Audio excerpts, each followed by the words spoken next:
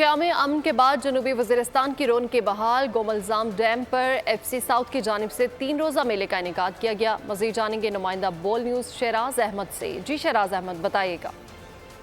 जी, इस वक्त मैं गोमलजाम डैम में मौजूद हूँ, जहाँ पर इस वक्त बोटिंग शुरू है। आप मेरे साथ देख सकते हैं कि हम भी इस वक्त कश्ती में मौजूद हैं, जहाँ पर पाक फ़ौज की लाजवाल कुर्बानियों के बाद जो गोमलजाम डैम और जनूबी वज़ीरिस्तान में जो है अमन एक बार फिर बहाल हो चुका है। और आज गोमलजाम डैम के मकाम पर जो है 4 रोज़ा अमन मेले का इनेकाद किया गया FC साउथ की जानिब से और पाक फ़ौज की जानिब से। इस वक्त गोमलजाम डैम के अंदर मैं मौजूद हूँ, जहाँ पर बोटिंग शुरू है और शहरियों की बड़ी तादाद जो है जनूबी वज़ीरिस्तान, टांग, डेरा इस्माइल खान, लकी और बनों की जो बड़ी तादाद है वो उमड़ आई है और यहाँ पर जो है बोटिंग से लुत्फ़अंदोज़ हो रहे हैं। जी,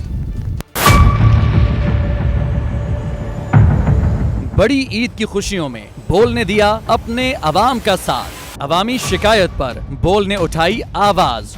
उधर पेशावर में आलाइशों को ठिकाने लगाने के लिए WSSP का खुसूसी ऑपरेशन शुरू हो गया है, जिसमें 3259 एहलकारों समेत 683 गाड़ियां हिस्सा ले रही हैं। बोल की खबर पर इदारों ने भी कसली कमर, लिया एक्शन। लाहौर में मुख्तलिफ मकामात पर आलाइशें जो है वो हमें सड़कों पर दिखाई दे रही थी, लेकिन उसके बाद जो LWMC है उनका अमला जो है वो उसके बाद फील्ड में निकला और उसके बाद आलाइशों को हटाने का सिलसिला जो है वो शुरू कर दिया गया।